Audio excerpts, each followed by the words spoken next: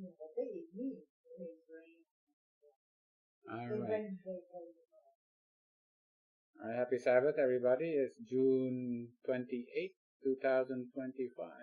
It's been several weeks that we haven't had a study here, but we want to continue about basically life in the blood, right? But this one is we studied last time about why the Israelites were not allowed to eat any blood, because the life is in the blood, and the oxygen is carried in the blood. The oxygen is carried by hemoglobin, which is made out of iron, and iron actually is, we call it now, ferrotoxic. Right? It's actually toxic. Right? It's actually toxic. So people says, oh, you need iron. Well, too much iron, you're gonna have a lot more problems, because it's actually toxic as well. So that's what we kind of studied last time. So this time we are going to continue about all right. The continuation of what we did last time is right here. There was a woman, we know this story. The woman who had faith, right? She wanted to be healed from her sickness. And what was her sickness? Behold, a woman which was diseased with an issue of blood. So this is there you go. What do you think her issue of blood is? That she could live for 12 years and not die. Yeah. So it has to be something, not acute, something chronic. Yeah. Something going on for a long time. What would you say an issue of blood a woman would have that is chronic? Probably, would it be too much iron or too little iron? Little. Probably too little iron, right? So it's probably she would have a lot of bleeding. And she went to physicians, and no physicians can help her. Right? They didn't know what was going on. Right? So the issue of blood, a lot of women, will become anemic. Right? Before I go, just women are mostly anemic when they're pre-menopausal, right? Before they go in menopause, because of the monthly cycle, they lose hemoglobin. Right? So they're mostly menopausal. Pre-menopausal, they're anemic. My question is, when does the incidence of heart disease rise for women? Premenopausal or postmenopausal? Heart disease. When they start having heart attacks and heart disease, is it because when they are pre or postmenopausal? Mostly post, right? When do they start getting breast cancer? When, for the most part. It's already they're in between towards the. Yeah, they're still, even though there's more that are premenopausal, most women get it in postmenopausal. Yeah. So when you see, is there a correlation of being anemic and actually have a beneficial effect for heart disease and breast cancer? Being anemic actually correlates with a protective effect for heart disease and breast cancer. Can you imagine that? Right away, wait a minute, it's not causation. That's not really the cause, but there's a correlation. Yeah. All right. Okay. Just kind of like putting out there, just for you to actually think about it. Yeah. All right. Okay. So, iron. The body cannot get rid of iron naturally, normally. You cannot get rid of iron. Now, cholesterol, you can get rid of it. The cholesterol can be digested by the liver, and it can come out with, but you can actually get rid of cholesterol. But iron, once you start taking it, it stays in your blood and then goes into your tissues, and it stays there. Unless you're a premenopausal woman. because you're losing. You're having a monthly cycle. So you can get rid of excess iron, right? Yeah. The body has no means of excreting excess iron. You either you get rid of it in the tissues, your skin, there's some iron there, you get rid of, or in sweat and gastrointestinal secretions and the hair. But for women, it's in their menses, right? The obligatory iron losses is about 1 milligram a day. So you need to balance it. You need to get some iron as well, right? Because you do still lose it, right? Okay. All right. So I think that woman that has an issue with blood is probably anemic, right? Yeah. Okay. So this is how we get our iron. Right? There's this. All right. Obviously, we get it through. Obviously, not blood transfusions. It's food, right? We eat the iron, right? It's in our food, and it goes into our stomach. Yeah. Now the iron in our food is, especially in plants, is ferrous iron, Fe3+, right? When it gets mixed with our acid, it becomes ferrous. Ferric, or the other way around. It can change to Fe2+. So you need it to be changed, right, with the gastric acid. Yeah. So that way it can be absorbed, right? So now it can be absorbed in the duodenum. It can. Let me move my cursor here. Right. It can get absorbed from the duodenum. It can get absorbed and goes to the liver, and in the liver it gets stored in the liver. But also, where else does it go? It goes to the muscles. Obviously, your muscles need iron, right, to make myoglobin. Right? Where else does the iron go? Where else does the iron go? To make hemoglobin. And where's hemoglobin? In the bone, because it's in the bone marrow. Because your blood is made by the bone marrow. So the iron goes to your muscles to make myoglobin, and goes to the bone to make hemoglobin, right? And both is for oxygen, right? Oxygen transport, oxygen reservoir, right? Okay. And now the bone, all right, the bone makes, okay. Iron is stored in our body as ferritin, right? That's how it's stored. So when we check our blood, I check my blood, see, is my ferritin low? So those who are low in iron and their body stores are low, when they check their ferritin is low. Right? So you have low iron. But ferritin also is increased if you have a lot of infection. If you have a lot of inflammation, ferritin is increased. Just so happens that if you have an infection and your ferritin is increased, now your body does not absorb iron because there's a lot of inflammation. So inflammation reduces your iron absorption. Because for one thing, the body says, wait a minute, you have a lot of ferritin. But actually the ferritin is because of an inflammation. You mentioned something. You were saying that, does that mean that iron is not soluble? Because you said that it has to be worked upon by the gastric acid. Does that mean that it's not soluble?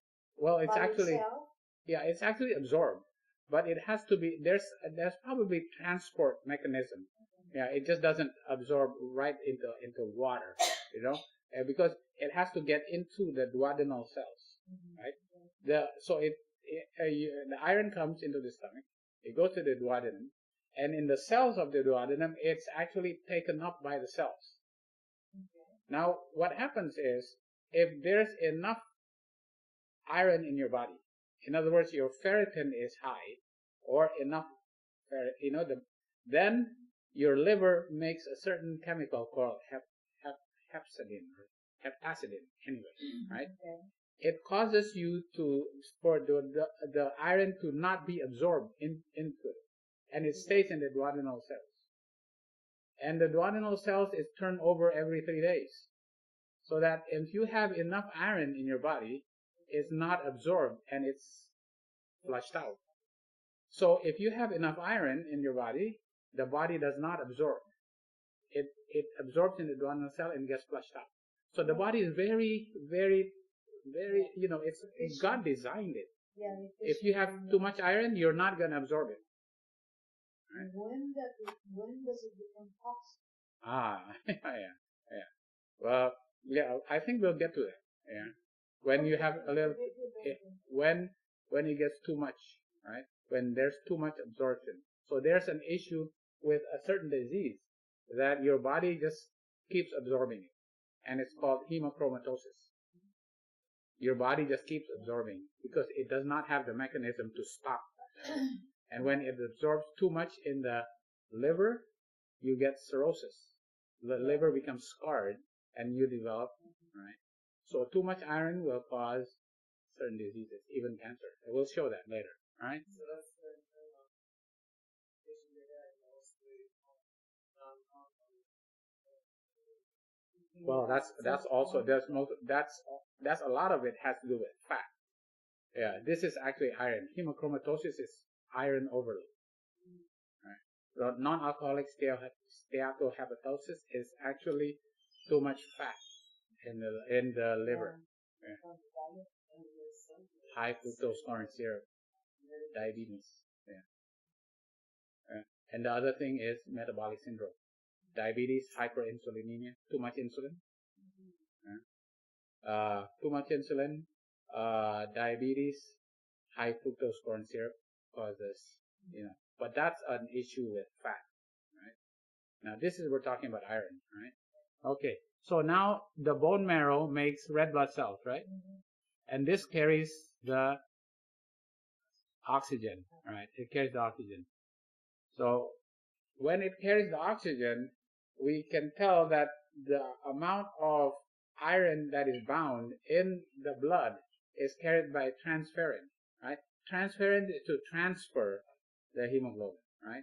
To store the hemoglobin, we check blood tests we call ferritin. So if I'm anemic, so I said, oh, can you please check my ferritin and transferrin level, just to make sure, So if somebody has a low transferrin, they're probably anemic from anemia of iron deficiency.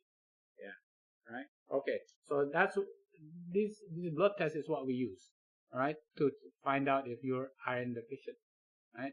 And what happens to the red blood cells after it's done? 120 days. Gets recycled, right? It gets recycled in the liver, right? And then it gets over and over. So you keep your recycling. It does not get flushed out. It gets recycled. So that's why your iron, only a little bit get lost, and that's what you replenish. But otherwise, there's no real way of getting rid of iron once you have too much of it. All right? Okay. All right. So iron absorption decreases in the presence of inflammation. Right?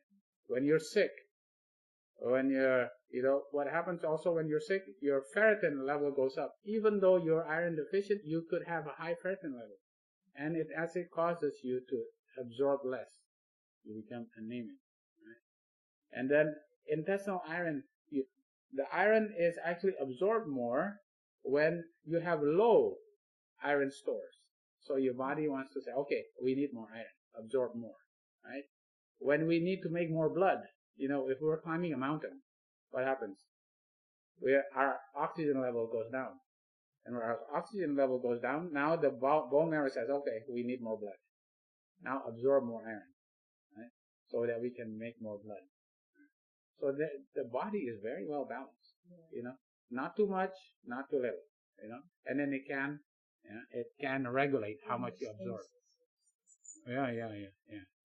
So things like, if you don't take enough iron, for example, if you're, in people who are severe poverty, and the only food that they can eat is just some yams, they will have a low iron level.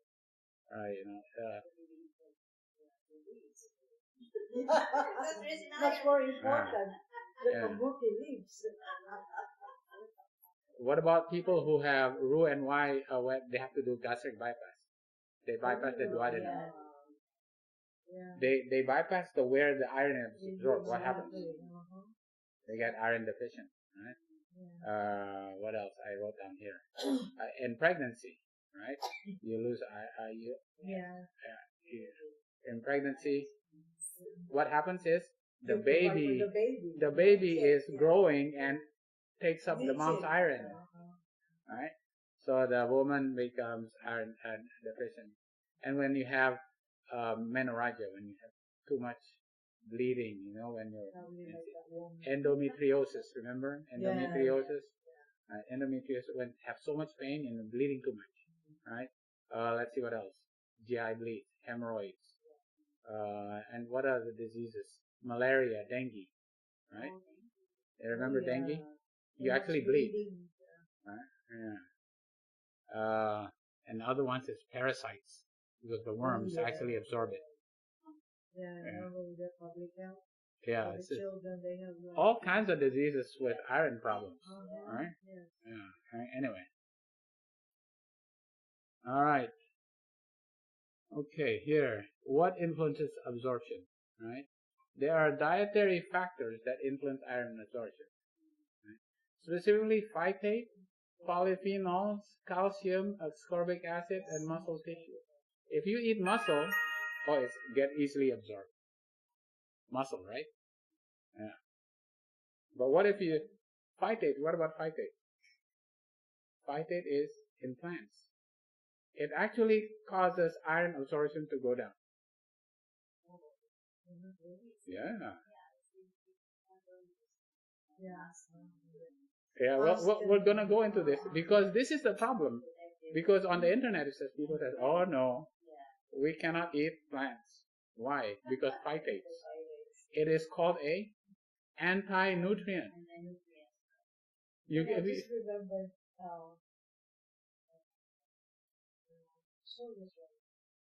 Mary. When they came and visited. When they visited the in the hospital, and they were bringing the food. Said, "Oh, I cannot eat it. I'm allergic to that stuff." I'm not allergic to that. I have to make diet. So we just look at each other, and I look at Armando, and she just looked at me and smiled. It's like, okay, this is the first time I heard somebody this is allergic to that. Oh, okay, so what do you eat? Fried chicken, steak.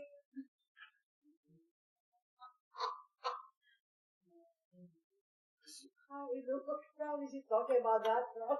Yeah, because there's certain things in plants that actually reduces absorption of calcium, zinc, iron, right? Like phytate. Polyphenols actually reduce. Wait a minute. That's good. Oh, wait a minute. See, this is the problem. When people just take one little thing and they say, okay, it reduces my iron. I need iron, and because it reduces, I'm not going to eat it. Right? It's an anti-nutrient because it blocks the absorption of zinc and iron. But what increases absorption of iron? Ascorbic acid. Vitamin C. Oh, okay. Vitamin C increases it. All right. Well, anyway, what happens is when you eat a lot of plants, you have a mixture of the ones that increase absorption and the one that decreases absorption.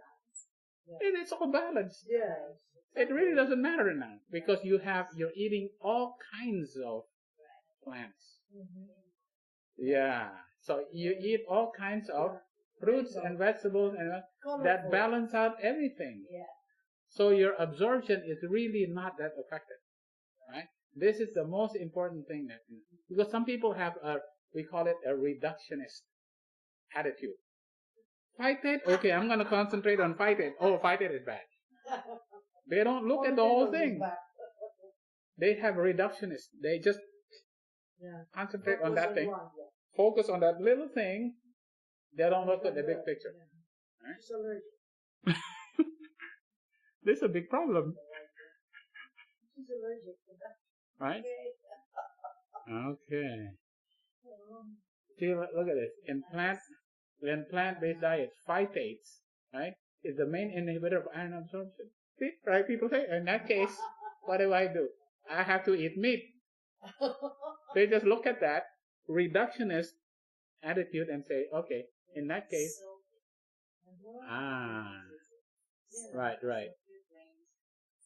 yeah. So what you do is you can soak the phytates, right? And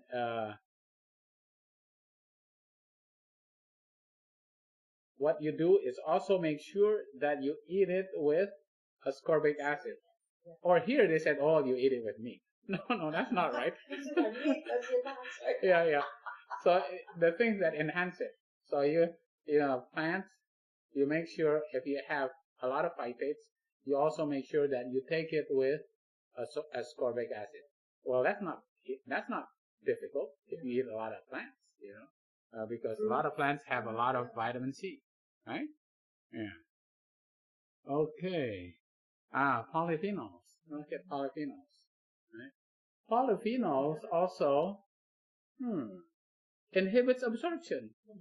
But wait a minute, polyphenol is good. It's not called polyphenols, though.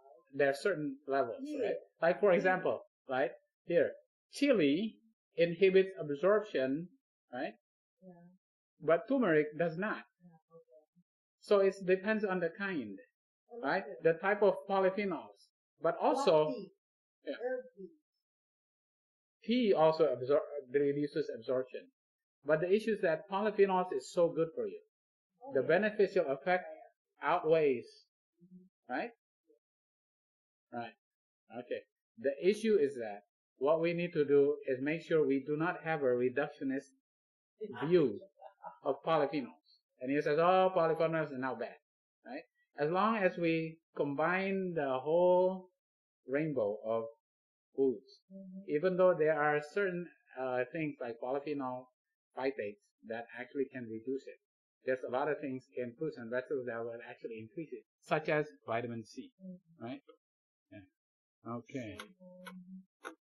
So the chili reduces absorption, but turmeric, even though it has more polyphenols, then does not reduce it. So it's good to combine all kinds of foods, right? All right. So different kind of polyphenols, right, have effect on the absorption of iron. Okay. All right. Here you go. Calcium also, right? Calcium actually reduces absorption, right? Yeah. Right. But it says, if you are to eat food, right, it is proposed that the single meal studies have a negative effect of calcium and iron. But if if you just on one meal, it says okay, it can be reduced. But if you eat all kinds of foods, right, then calcium has only a limited effect on iron absorption. Right. So this is very important, because when you go on the internet, it is terrible. The misinformation there, misinformation is terrible. Right. Okay. All right. Okay, here. Many single meat, right? Okay. What happens is, what they found out is that vitamin C, right, ascorbic acid, increases absorption because it actually reduces, from F3 plus to F2 plus. So it increases your absorption, right? Calcium, even though calcium may reduce the absorption,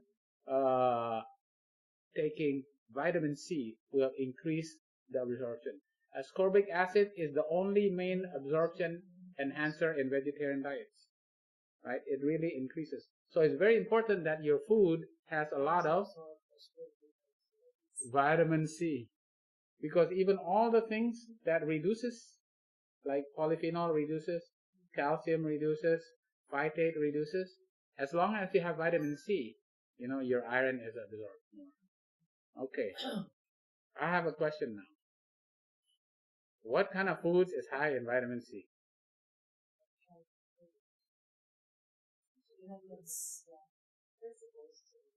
Yeah. For sure, meats have no vitamin C. Oh, There is no vitamin C in meat. of All right. course not. Let's see.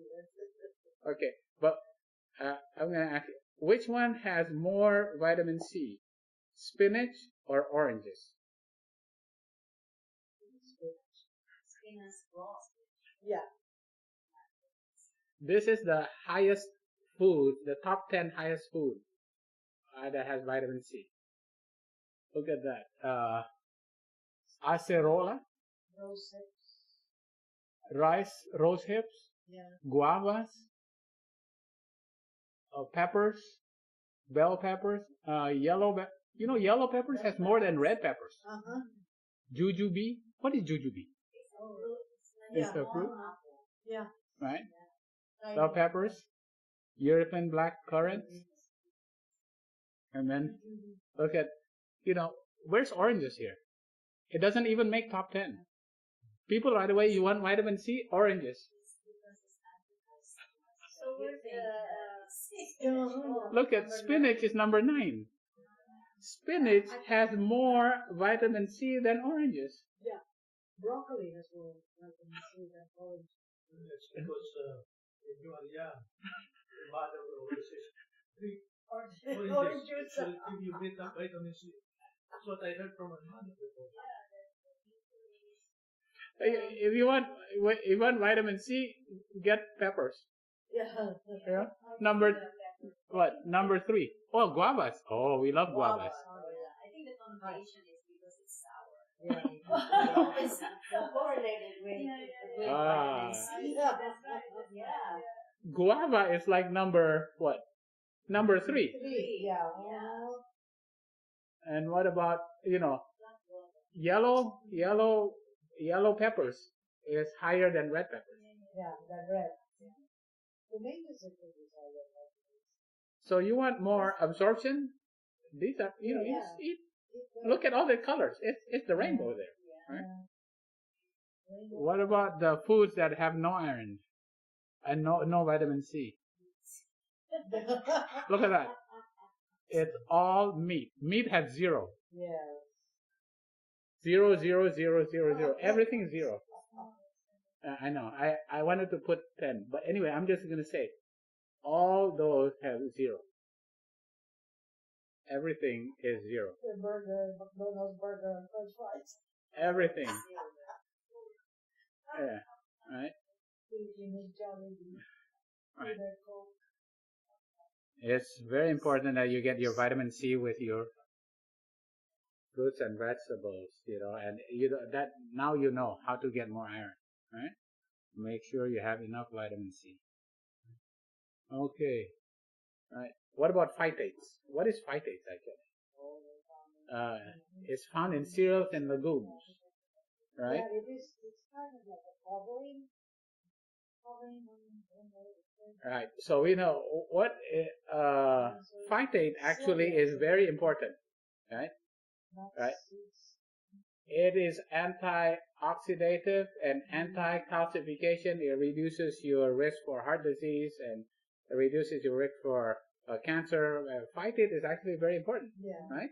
Yeah. But people just say right away, they just say, yeah, phytate is an anti-nutrient. We can't have phytate. Right away, boom, shut it down.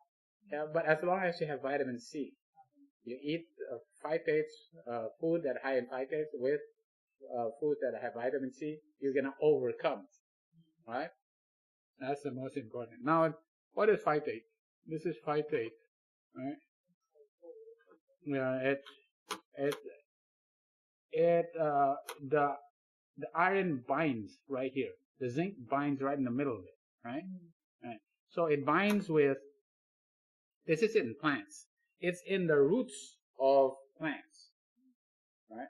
So what it does, it binds with calcium, iron, and zinc that is in the soil.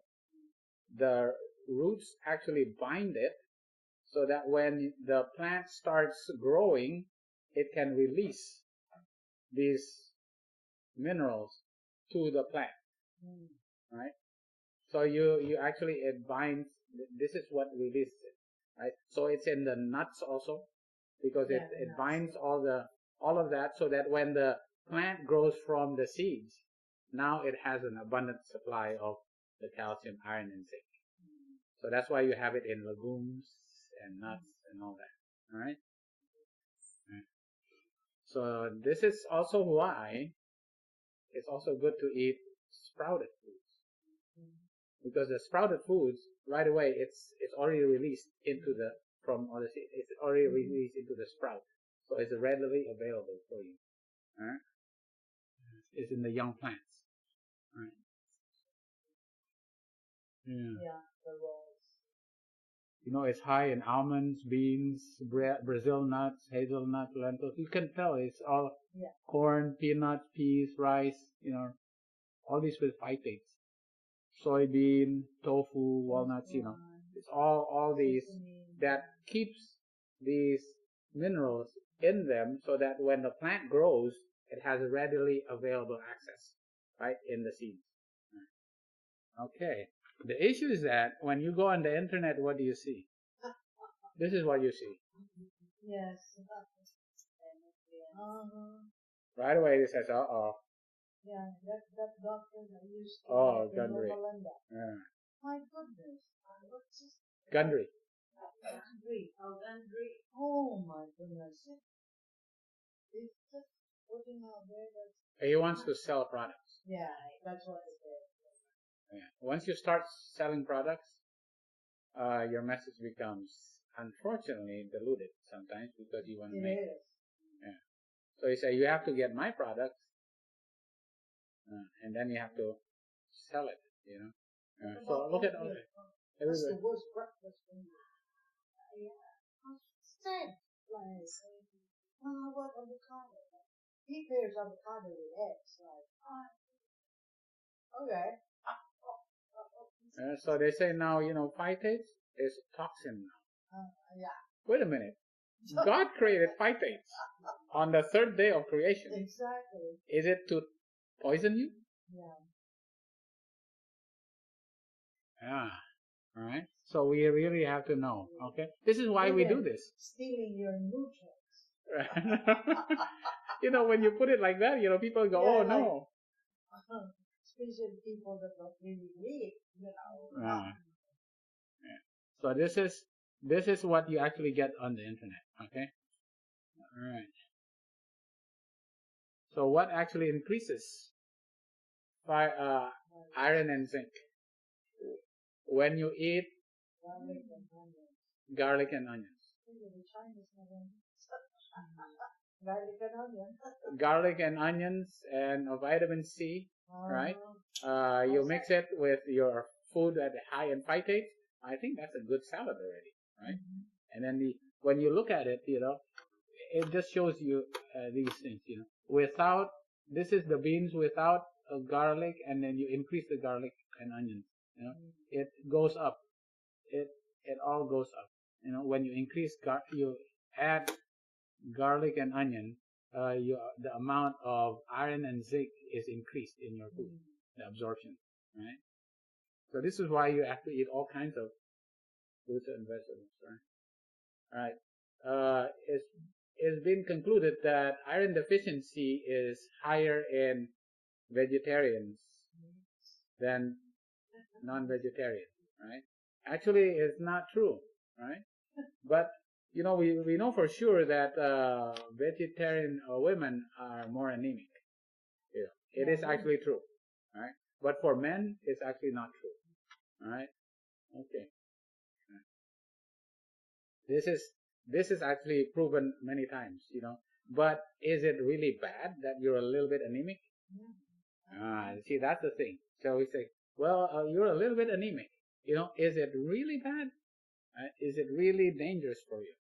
Okay. All right. Absorption can be enhanced when a significant source of vitamin C or other organic acids add to the meal. Thus, cereal and other grain products should be ingested with fresh fruits, strawberries, blueberries, currants, or citrus fruits, right? So to add to, so your iron can be absorbed more. right? Iron absorption can be further improved by what? Cooking, fermentation, and germination. When you germinate, you make it into sprouts, right? When you ferment it, it's actually, like make it into tempeh or miso, right? Yeah. Or when you cook it, right? And that will reduce the phytic acid content, right? Tea and coffee actually reduces absorption. So here they said if you're gonna drink tea and coffee, make sure you drink it after you eat, food that is high in iron, right? I think it all depends on the tea. Yeah, there are certain teas. Yeah, there are certain different teas, and we don't have time to go into the different kinds of teas and all that. But as a general rule, there's certain things that end up. Yeah. Okay. All right. So this is what they found. Those who have iron deficiency anemia. They look at people who have iron deficiency anemia. Right? This is obviously you have one of these forest, right? It looks like a forest, but this is iron deficiency anemia. Right? All these studies they found out that the ones that have have more iron deficiency anemia has less esophageal cancer. Right? It doesn't even touch. You pick the one that doesn't even touch the line here. Esophageal cancer. If you are more anemic, you're less likely to have esophageal cancer. Look at another one. You have less gastric cancer, and you have less colorectal cancer because iron is actually ferrotoxic. Iron actually makes you have increased risk for colon. Look at all that is GI cancers, and we studied it last time. It actually iron plus H2S and all that, it actually destroys the lining of your mucus in your gut and everything like that, and it starts causing holes where the iron can start causing cells to mutate. Right? So increased iron, right, exposure in the intestinal tract increases your risk for cancers in the GI tract. Right? Iron deficiency anemia was linked with a lower risk for esophageal, gastric, and colorectal cancer. So you know that too much meat, too much burger can cause cancer. So that's the corollary, right? So when you go on the other side, then you can tell that people who have increased more in their heme iron intake have more colorectal cancer, GI cancers. Okay, let's see. Oh, here, esophageal, gastric, and colorectal cancer. All right. Okay, all right. This is what happens with endometriosis. Women have endometriosis. Their cells that is in the uterus actually metastasize to other parts of the body, right? Into their abdominal cavity, right? And into their ovaries. And so when they have their periods, what happens? They bleed into their ovaries. Oh, that's painful. But what happens to the blood in the ovaries? It stays there. The iron stays in the ovaries. And what happens to the ovaries over time? It starts mutating because of the iron that is in it. So people with endometriosis have an increased risk for ovarian cancer because of the iron that is left in the ovaries, right? Yeah. The free iron, right, strongly associated with greater oxidative stress and frequent DNA mutations. That's why you have increased risk of malignancies in the endometrial cyst, and that is in the ovaries, for example. Right? Okay. Yeah. A third of males and 1/5 of females have a high serum iron is an increased risk, 25% increased risk of all cancers, right? And 39% increase of mortality from all cancers. Right? Increased iron, lifestyle risks such as smoking, drinking, and inactivity works synergistically with your serum iron. The higher the iron, plus if you smoke and drink and don't exercise, your increased risk for liver cancer, breast cancer is increased. Right? High serum iron is a common disorder and a marker for increased risk for several cancers. Right? Right? This is what happens when you have hemochromatosis. This is a disease, an inherited disease. So some people absorb too much of it. There's no regulation, right? Because usually your body will regulate how much iron you absorb, right? It says if I have too much iron, you reduce the amount of absorption. But in hemochromatosis, you just keep absorbing. You just keep absorbing. There's no brakes on it, and it gets out of control absorption.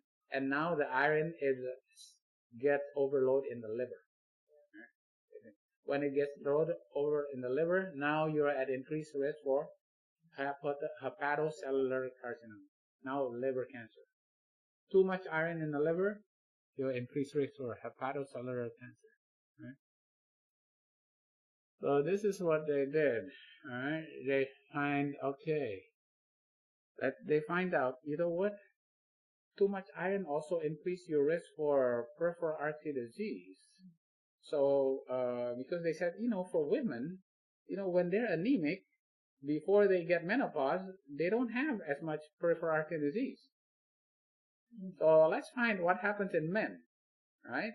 So how do we actually reduce the amount of iron in men? They take their blood. They donate the blood. When they keep donating the blood, now men start becoming a little anemic. But when they become anemic, does their cardiovascular risk decrease? It actually doesn't. What actually decreases is the cancer. They get less cancer when they donate blood. So they go, maybe you should donate blood so you don't get cancer. So they said, what happened? So iron is actually ferrotoxic, right? It actually increases your cancer. So they said it has something to do with your amount of ferritin. This is, we're getting to the end of this. This is the amount of iron stores in your body, right? So they take like 100,000 people in America who are not sick, and they say, what's your iron level? So now they get a, bell curve like that, right? This is everybody, right? Here's everybody, right? And this is, most people iron ferritin level is like here, between 12 and 200. If you're less than 12, you're deficient. You're iron deficient, okay? If you're more, you're iron overload. So everybody who's not sick, this is the normal, between 12 to 200. But then they look at the people who get cancers associated with iron. What's their iron level? Is it more than 200? These people who are getting cancers, they are getting cancer with a normal ferritin level, 127. So, is that normal? A normal ferritin level, but you get cancer? That's not normal. So it's actually not normal, right? Now so then they looked at, you use, what happens if your ferritin level is less than 54, less than 50, now your risk becomes very low, right? So truly, to define what is a good ferritin level is not how, what the people are. Because a lot of people are going to get cancer with that type of ferritin level, right? You have to define what is normal by how healthy you are and not getting cancer with that type of level of iron in your blood, right? So, right, this is, if you want to be healthy, it's better to have a ferritin in this area. This is not normal here. You're getting cancers. It's better to be normal here. Okay? So your ferritin is better to be on the low side. This is why, God actually created the foods in the Garden of Eden to be lower in iron than eating animal heme protein, right? Because you do not want to have a high iron level in your body. God designed it so that your iron level is on the lower side of what we call normal. Because what we have in this world right now is not normal. Right? We want to be on the lower side. And if we eat a plant-based diet, that is high, we will still get our iron. But our body can regulate it so that our ferritin level is not high to the point that even though it's called normal, it still will increase your risk for certain cancers, right? Specifically gastrointestinal cancer. Right? So, this is basically why, the Bible says, it's a perpetual statute that you never eat blood. Because, when you eat blood, that iron gets absorbed easily and will increase your risk for multiple diseases.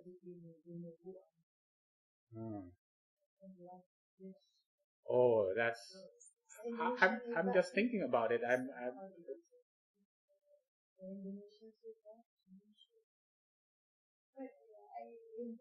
Especially in the countryside, nothing is wasted when they kill another. So, even the innards, everything. Yeah, doesn't matter. Chicken, baby stuff, everything. Pretty scary, So when we this is why we did this study specifically, because we know why God said you are not to eat blood, and because the life is in the blood, right? And the iron that carries that life is actually toxic to you if you have too much of it. Now you need it for life, but you can't have too much of it, right? Being on the lower side of normal is actually better for you. That put us in a state of homeostasis. Where we should be less, we should be more. And then make sure when you go on the internet, make sure you realize, when people are talking about anti-nutrients, you have to have a balanced view, and you have to know that when you eat the rainbow, you are not going to be iron deficient because your vitamin C will increase the absorption, even though your phytates and the polyphenols that you really need still, even though they reduce it, but it's reducing it to the point that you're not iron overload, right? Yeah, so you still get enough iron, and you're not getting the toxins, the toxic effect of too much iron, right? All right, let's read a few, we just, these quotes again, right? Those who eat flesh are but eating grains and vegetables at a second hand. For the animal receives these things, the nutrition that produces growth. The life that was in the grains and vegetables passes into the eater. He received it by eating the flesh of the animal. How much better to get it directly by eating the food that God provided for him. Flesh was never the best food, but its use is now doubly objectionable, since the diseases in animals is so rapidly increasing. So, eating flesh is filled with tuberculosis and cancerous germs. She's actually talking about cancer here. It does cause cancer, right? Tuberculosis, cancer, and other fatal diseases. Her definition of tuberculosis is not Mycobacterium tuberculosis, but there's other type of non-tuberculosis, Mycobacterium that can cause a certain type of infections, right? Is it not time that all should aim to dispense with flesh foods? How can those who are seeking to become pure, refined, and holy? Right? That's what we want to be. Pure, refined, and holy. That they may have the companionship of heavenly angels. Continue to use as food anything that has so harmful effect on the body and soul and body. How can they take the life of God's creatures that they may consume the flesh as a luxury? Let them rather return to the wholesome and delicious food given to man in the beginning, and thus have practice and teach their children to practice mercy, toward the dumb creatures that God has made and has placed under our dominion. Again and again, I have been shown that God is trying to lead us back step by step to His original design, that men should subsist upon the natural product of the earth. Among those, this is very important, right here. You're going to get here. Among those who are waiting for the coming of the Lord, meat eating will eventually be done away. Alright. Wow. What does that mean? If you're still meat eating, you won't be really waiting for the coming of the Lord. You know what? When you're waiting for the coming of the Lord, flesh will cease to form a part of paradise. We should ever keep this end in view and endeavor to work steadily toward it. It's not an overnight thing. It is a progression. Right? We endeavor to work steadily toward it. I cannot think that in the practice of flesh eating we are in harmony with the light which God has pleased to give us. All who are connected with our health institutions especially should be educating themselves to subsist on fruits, grains, and vegetables. If we move from principles in these things, if we as Christian reformers educate our own taste and bring our diet to God's plan, then we may exert an influence upon others in this manner, which will be pleasing to God. Alright. That's a lot of information, yeah.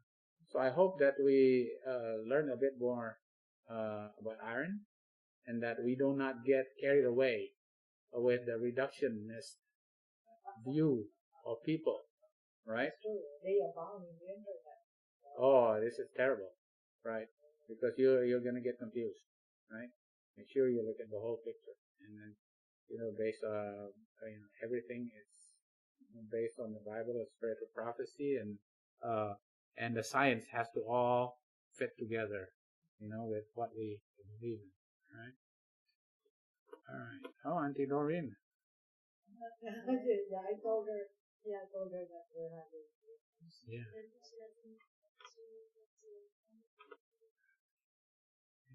And that is a more sure word of prophecy. All right. Let me get this animation out of the way.